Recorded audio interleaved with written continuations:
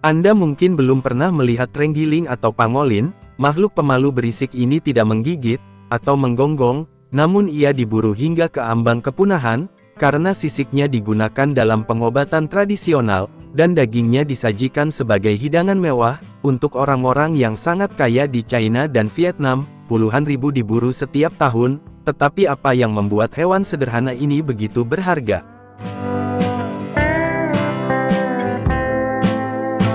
Ada 8 spesies pangolin atau terenggiling, 4 spesies terenggiling hidup di Asia, Cina, Sunda, India, dan Filipina, dan semuanya diklasifikasikan sebagai sangat terancam punah. 4 spesies yang tersisa ditemukan di Afrika, pangolin tanah, pangolin besar, pangolin perut putih, dan pangolin perut hitam.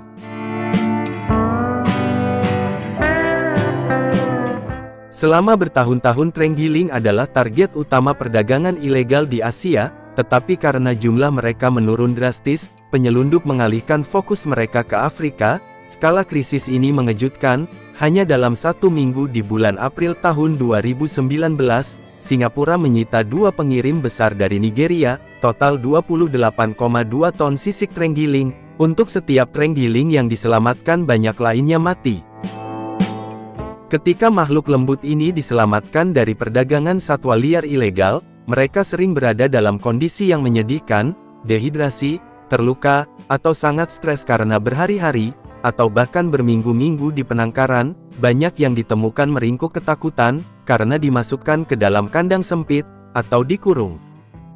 Terenggiling adalah hewan soliter, ukurannya berkisar lebih dari 4 kaki panjangnya, tetapi fitur mereka yang paling ikonik, mereka ditutupi sisik keratin yang kuat protein. Sebenarnya terenggiling adalah satu-satunya mamalia yang memiliki sisik, dan sisik-sisik itu membentuk sekitar 20 hingga 25% dari berat tubuhnya. Hewan ini memakan serangga, dan terutama semut dan rayap. Ketika mereka dalam bahaya, atau ancaman, terenggiling tidak berlari atau melawan, sebaliknya mereka menggulung tubuhnya seperti bola yang rapat, untuk menyembunyikan perut dan wajah mereka yang lembut.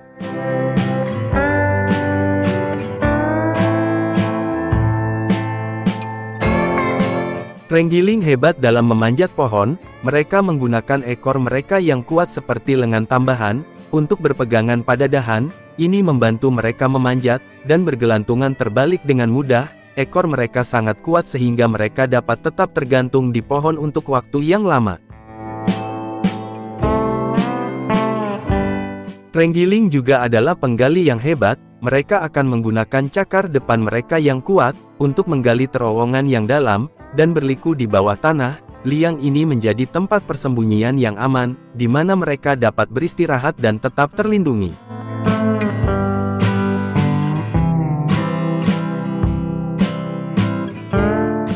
Nah, disinilah hal yang benar-benar aneh. Terenggiling tidak memiliki gigi, tetapi mereka memangsa semut dan rayap dengan efisiensi yang luar biasa. Bagaimana dengan lidah yang dapat meregang hingga 28 inci atau 70 cm, terkadang lebih panjang dari tubuh mereka sendiri. Saat makan, mereka dapat menutup lubang hidung dan telinga mereka untuk mengusir serangga. Mereka kebal terhadap sengatan asam semut. Menggunakan cakar depan mereka yang kuat, mereka merobek gundukan rayap dan sarang semut, lalu menjentikkan lidah panjang dan lengket itu ke dalam, dan menyeruput ribuan serangga dalam hitungan menit. Seekor terenggiling dapat memakan hingga 70 juta semut dan rayap per tahun. Terenggiling suka memakan semut dan rayap, dan mereka memakannya dalam jumlah banyak.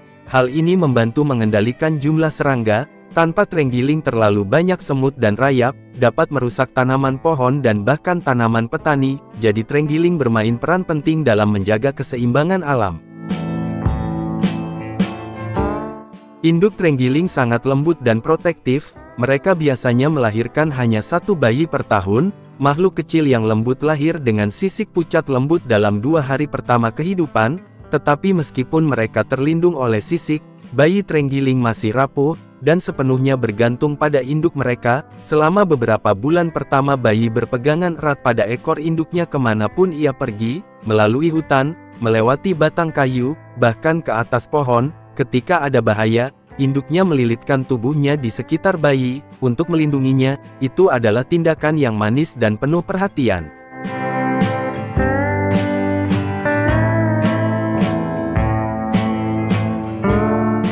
Tetapi ada kisah tragis dalam kisah mereka. Meskipun bertahan hidup selama 80 juta tahun, terenggiling saat ini menghadapi kepunahan.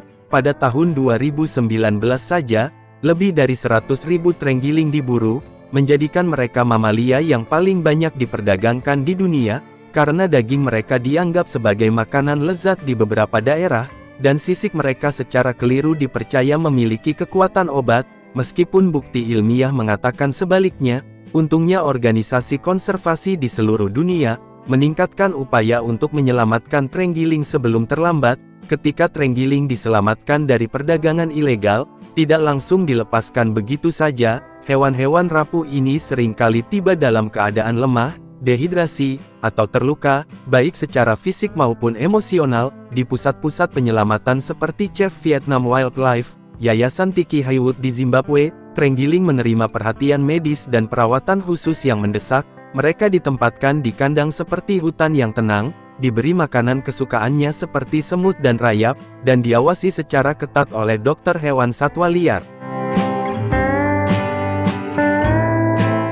Proses pemulihan ini dapat memakan waktu berminggu-minggu, atau bahkan berbulan-bulan, tetapi begitu terenggiling cukup kuat untuk bertahan hidup sendiri, momen yang paling mengharukan datang. Ia dilepaskan kembali ke alam liar, seringkali di lokasi hutan yang dipilih dengan cermat, dengan sumber makanan yang kaya dan gangguan manusia yang minimal. Setiap pelepasan adalah kemenangan kecil, tetapi kuat dalam perjuangan global, untuk melindungi spesies purba yang terancam punah ini. Kali ini kita akan menelusuri peternakan unik yang luar biasa di China, yang membiakkan jutaan kelabang. Di China makhluk-makhluk ini sangat dihargai, karena perannya dalam pengobatan tradisional. Kelabang-kelabang ini dibesarkan dengan cara yang misterius, dan menarik. Bagaimana mereka merawat makhluk berbisa ini? Ini adalah pertanyaan setiap orang yang melihat video ini. Kelabang telah ada selama lebih dari 420 juta tahun. Kelabang menonjol sebagai predator dengan gigitan berbisa. Kelabang umumnya ditemukan di daerah beriklim sedang dan tropis, hidup di bawah batang kayu, kulit kayu, dedaunan kering, dan bebatuan.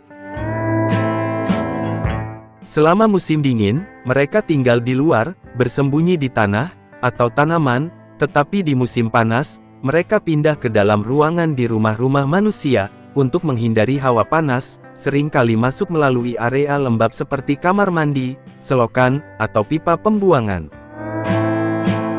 Kelabang dengan lebih dari 8.000 spesies, bervariasi dalam ukuran, dari beberapa milimeter, sampai yang panjangnya bisa mencapai lebih dari 1 kaki. Misalnya kelabang Amazon raksasa, Scolpedra gigantea, panjangnya bisa mencapai 1 kaki dan mengeluarkan racun gigitan yang bahkan bisa mematikan.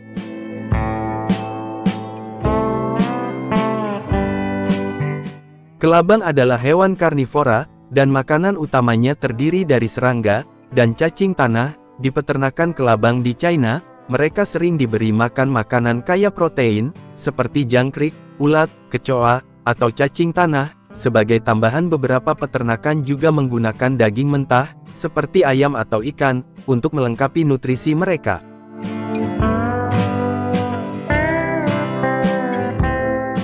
Proses produksi kelabang cukup menarik. Si betina bertelur dan melingkarkan tubuhnya di sekitar telur untuk melindungi, sekaligus mengerami telurnya sampai menetas, sebuah proses yang berlangsung sekitar 30 hari. Setelah menetas, kelabang terus melindungi anak-anak mereka, selama beberapa minggu pertama kehidupan mereka. Setelah itu para petani memberi mereka mangsa yang sangat kecil, seperti semut, bayi larva, serangga kecil, atau cacing tanah yang dicincang. Kelabang membutuhkan kelembaban untuk tumbuh subur. Petani menggunakan sabut kelapa untuk menjaga kelembaban. Ini bahan yang bisa mempertahankan kelembaban, mendukung pertumbuhan yang sehat dan mencegah jamur. Kelabang membutuhkan lingkungan yang lembab dan gelap untuk tumbuh subur, jadi peternakan sering membuat ruang seperti alam, dengan tanah, daun kering, dan tempat bersembunyi. Meskipun kelabang tampak menakutkan, namun orang China membesarkan ribuan kelabang di peternakan. Mereka menganggap kelabang sebagai harta karun dalam pengobatan tradisional China yang telah menjadi bagian penting dari industri farmasi China. Di China, peternakan yang membudidayakan kelabang membuat lingkungan yang dirancang khusus untuk memastikan kondisi kehidupan yang optimal. Kotak kayu atau baki plastik biasanya digunakan dan ditempatkan di rumah kaca, di mana suhu dan kelembapan dikontrol secara ketat.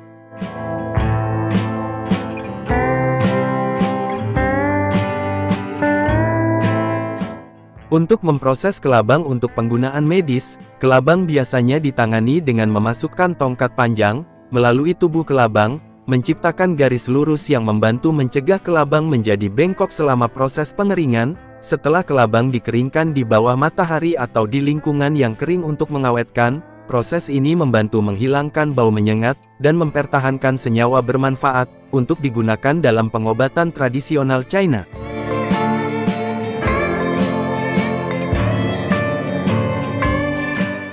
Kelabang kering tersedia secara luas di China, terutama di pasar obat tradisional dan toko herbal. Dalam pengobatan tradisional, kelabang dibakar terlebih dahulu, dan abunya dicampur dengan larutan herbal, yang sering digunakan sebagai obat untuk mengurangi peradangan, meringankan rasa sakit, dan mencegah infeksi. Orang Cina juga merendam kelabang dalam alkohol, karena mereka percaya minuman keras ini membantu menghilangkan rasa sakit, meningkatkan sirkulasi darah, dan mengobati masalah seperti nyeri sendi dan rematik.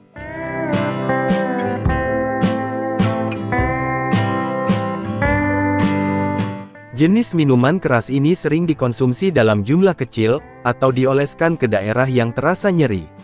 Selain dicari untuk tujuan pengobatan, kelabang juga diburu karena rasanya yang unik, dengan banyak orang yang penasaran untuk mencoba makanan eksotis ini.